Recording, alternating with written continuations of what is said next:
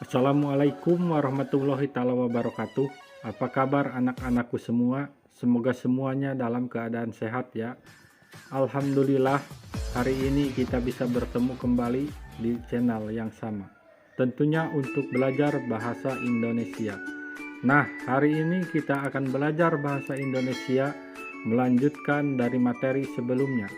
Kita masih membahas tentang teks cerita fantasi bagian kedua bersama Bapak Jajang Sutijo dari SMP 4 Mungbulang.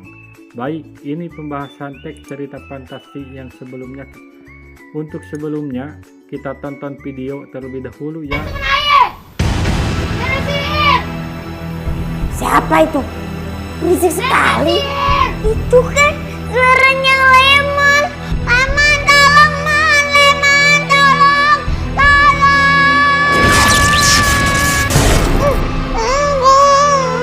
Makanya jangan suka berisik.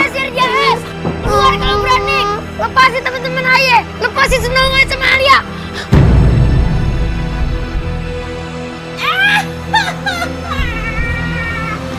Berani sekali kamu menantang saya. Hah? Iya, Aye nggak takut karena Aye nggak salah. Lepasin teman-teman Aye. Lepasin Alia sama Snow White. Lepasin sekarang. Oh, punya nyali juga kamu. Lihat saja, saya tangkap kamu dan saya jadikan ramuan.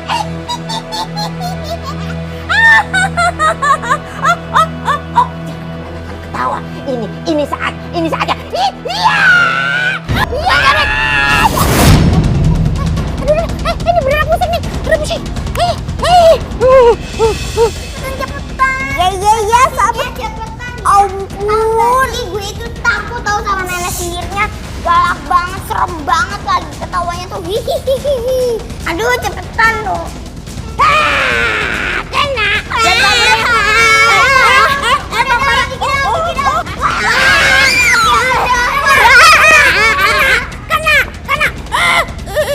Aduh, ente. Nyebelin. Ini kita mau kemana sih, Tik?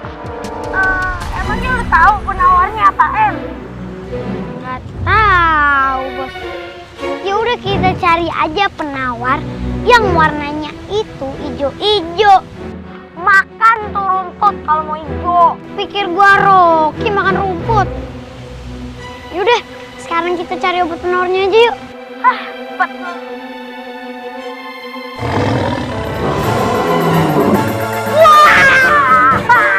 Ada serigala. Serigala. Kan udah gua bilang pulang ya pulang. Mon, ada api, Mon. Boleh. Ayo.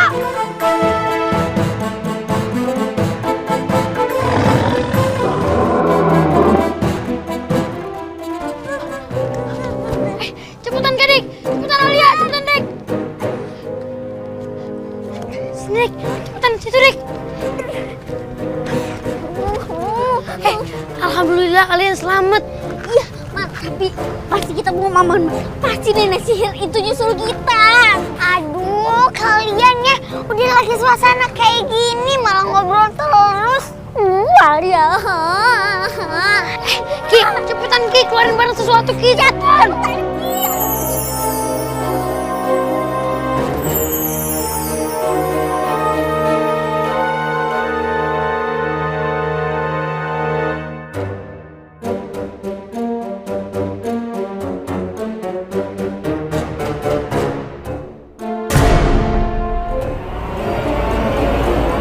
Ini apaan Ki?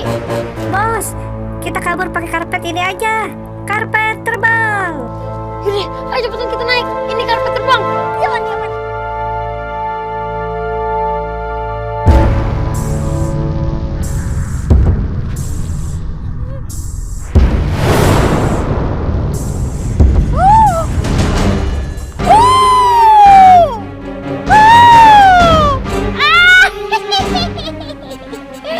Kalian pikir kalian bisa lepas dari aku? Tidak mungkin.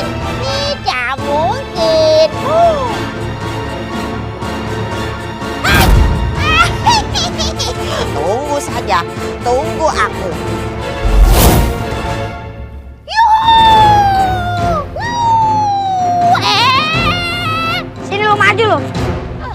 ini sih.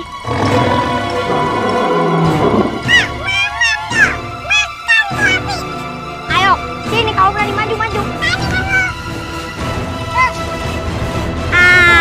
Kan? Nyerah juga. Mau tanya. Berkat siapa? Gue lah, orang gue yang ngasih ide. Bosnya siapa? Waduh.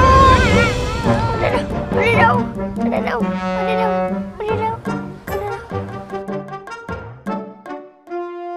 Alhamdulillah kita selamat. Untung aja kita berhasil. Kalau enggak, aduh, gawat ya sama si nenek sihir. Kita tadi hampir jatuh ya? Iya.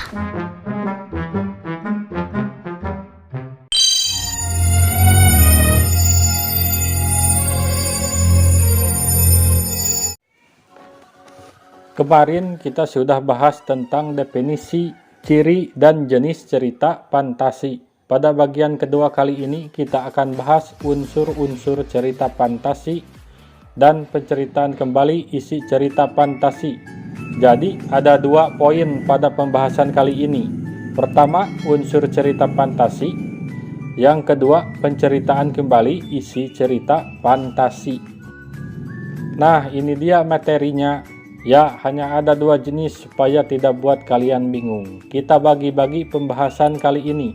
Kita hanya akan membahas unsurnya dan penceritaan kembali cerita fantasi. Cerita fantasi kira-kira di dalamnya ada unsur apa saja ya? Nah, ini dia unsur cerita fantasi. Sama seperti unsur cerita pendek. Mungkin waktu SD sudah pernah belajar. Ada yang disebut dengan unsur intrinsik dan ada yang juga disebut unsur ekstrinsik. Untuk lebih memahami lagi apa itu cerita fantasi, tentu kita harus tahu unsur-unsurnya. Tadi sudah dijelaskan bahwa unsur cerita fantasi itu ada unsur intrinsik dan unsur ekstrinsik. Diulangi lagi, ada apa? Apa yaitu unsur intrinsik dan unsur ekstrinsik?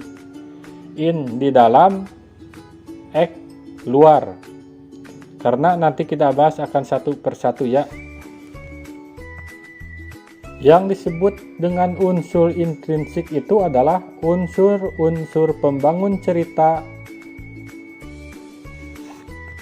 dari dalam cerita itu sendiri. Ingat, in artinya dari dalam, jadi unsur pembangun cerita dari dalam cerita itu sendiri. Kemudian kalau unsur ekstrinsik, unsur pembangun cerita tapi dari luar cerita. Jadi kalau unsur intrinsik cerita dari dalam, kalau unsur ekstrinsik pembangun cerita dari luar. Ingat ya, in adalah dalam, ek luar. Jadi untuk memudahkan kita menghafal atau mengingatnya. Apa saja sih unsur-unsur intrinsik cerita fantasi itu? Yang pertama ada tema, yang kemudian ada amanat, ada tokoh dan penokohan, ada latar, ada alur, ada konflik, ada sudut pandang. Kalian tahu tema ya? Tema atau ide cerita, temanya apa sih dalam sebuah cerita? Berarti itu ceritanya apa? Amanat itu berarti pesan yang ingin disampaikan penulis kepada pembaca. Itu yang disebut dengan amanat. Tokoh dan penokohan. Tahu ya perbedaannya? Kalau tokoh itu berarti orangnya, orang yang berperan dalam cerita. Kalau penokohan itu berarti sifat karakter yang dimiliki oleh tokoh itu sendiri. Ya, jangan terbalik. Tokoh itu orangnya, kalau penokohan itu sifat atau karakternya. Bapak ulangi lagi. Tokoh itu orangnya, penokohan itu sifat atau karakter dari tokoh itu sendiri. Kemudian latar. Latar itu bisa ada 3. Ada latar waktu, ada latar tempat, bisa juga latar suasana. Kemudian alur. Alur tuh berarti jalannya cerita. Ada alur maju, alur mundur, atau campuran. Kemudian yang berikutnya adalah konflik. konflik berarti masalah apa sih yang ada dalam cerita tersebut? Yang terakhir ada sudut pandang. Sudut pandang berarti posisi pengarang dalam cerita. Sudut pandang berarti posisi pengarang dalam cerita bisa jadi orang pertama atau bisa jadi orang ketiga. Kalau orang pertama biasanya kata gantinya adalah yang digunakan aku atau saya. Aku berarti sudut pandang menggunakan sudut pandang orang pertama. Misalnya saya adalah anak dari bangsawan. Saya menggunakan sudut pandang orang pertama. Tapi ada juga sudut pandang orang ketiga. Dia adalah anak rajin. Dia berarti sudut pandang orang ketiga dalam cerita tersebut. Paham ya? Cara membedakan sudut pandang orang pertama dan ketiga. Kalau pertama berarti yang berperan. Pengarangnya langsung seperti aku, saya. Kalau orang ketiga seperti dia, mereka. Untuk memudahkan orang ketiga itu orang yang tidak ada dalam pembicaraan. Contohnya antara bapak dan kalian yang kita omongin, yang lain kata ganti yang digunakan adalah dia. Contoh, dia mah orangnya kayak gitu. Dia orang ketiga nggak ada di sini. Kalau orang ketiganya banyak, bukan lagi dia, tapi mereka. Ya, kalau orang kedua banyak berarti kalian. Kalian harus rajin belajar. Kalian ini berarti kata ganti orang kedua. Karena diajak bicara. Contoh, kalau lagi kumpul-kumpul, ngerumpi, kita ngomongin orang kan kata ganti kita gunakan adalah kata ganti orang ketiga. Tapi jangan sampai kita ngerumpi. Jangan sampai kita ngomongin orang, nanti dosa. Ya. Oke, kita balik lagi ke materi. Berikutnya unsur ekstrinsik. Unsur ekstrinsik cerita, unsur pembangun cerita dari luar. Cerita itu sendiri, ada bahasa yang digunakan, ada bahasa kemudian ada latar pengarang, latar belakang pengarang, karena secara tidak langsung latar belakang pengarang itu pasti mempengaruhi isi cerita. Misalnya pengarangnya orang mana gitu ya. Misal orang Sunda dari suku Sunda. Dia ketika mau menulis pasti secara tidak langsung ke bawah asal-usul sukunya. Secara tidak langsung itu pasti karena kehidupannya ya di situ, di Sunda. Kemudian nilai-nilai yang terkandung dalam cerita fantasi. Nilai religi, bisa nilai budaya, dan lain-lain. Oke, paham ya? Jadi unsur ekstrinsik, unsur pembangun cerita dari luar. Bahasa-bahasa yang digunakan pengarangnya tentunya. Kemudian ada latar belakang pengarang, bisa dari latar belakang suku, misalnya bisa dari latar belakang warga negara, dari mana, misalnya dari latar belakang keluarga. Nah, ini pasti secara tidak langsung pasti mempengaruhi isi cerita. Orang yang pernah mengalami hidup dalam kondisi tidak ada atau dalam kondisi ekonomi yang menengah ke bawah, ketika dia mengarang sebuah cerita tentang bagaimana kehidupan orang yang biasa hidup sulit, itu pasti ceritanya lebih mengenai atau lebih mendalami karena dia pernah mengalaminya sendiri, kurang lebih seperti itu ya. Oke, paham ya? Harus paham. Yang menekankan nilai-nilai sosial, nilai-nilai budaya, nilai ekonomi, dan lain-lain. Semuanya ini mempengaruhi isi cerita. Selanjutnya, penceritaan kembali isi cerita fantasi. Kalian tahu ya film Doraemon? Pasti tahu ya. Kira-kira kalau kalian sudah pernah melihat film itu, kalau Bapak tolong ceritakan kembali. Bisa? Harus bisa ya. Ceritanya dimulai dari sini, dari sini, dari sini, dan terakhir dari sini. Ya, mudah ya. Udah ketangkap, mudah ceritanya kembali. Isi cerita fantasi itu bisa secara lisan, jadi cerita secara lisan. Ceritanya kayak gini, kayak gini, kayak gini, diomongin gitu, langsung dibicarakan. Itu ada juga yang secara tulisan. Bagaimana langkah-langkah menceritakan kembali cerita fantasi secara Bagaimana langkah-langkah menceritakan kembali cerita fantasi? Pertama, baca keseluruhan. buku atau cerita fantasi tersebut. Yang kita baca dulu secara keseluruhan, kemudian wajib dicatat nih tokoh-tokoh siapa saja yang ada dalam cerita. Jadi kita harus tahu tokohnya, ada siapa saja. Yang ketiga, catat peristiwa penting dalam cerita fantasi. Cerita pentingnya itu yang dicatat. Keempat, catat latarnya. Latarnya di mana? Yang kelima, ceritakan kembali cerita fantasi berdasarkan tokohnya, berdasarkan peristiwanya, dan berdasarkan latar yang telah dicatat. Kemudian yang keenam, perhatikan penampilan dan gerakan berbicara.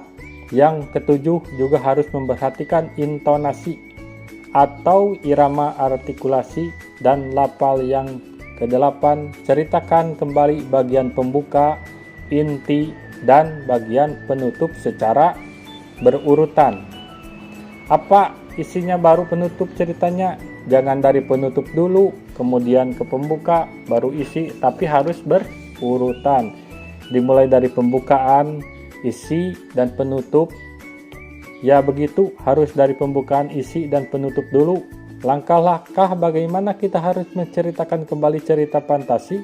Kalau sudah baca, sudah mencatat tokohnya, sudah mencatat peristiwa pentingnya, sudah tahu latarnya, sangat mudah untuk menceritakan kembali.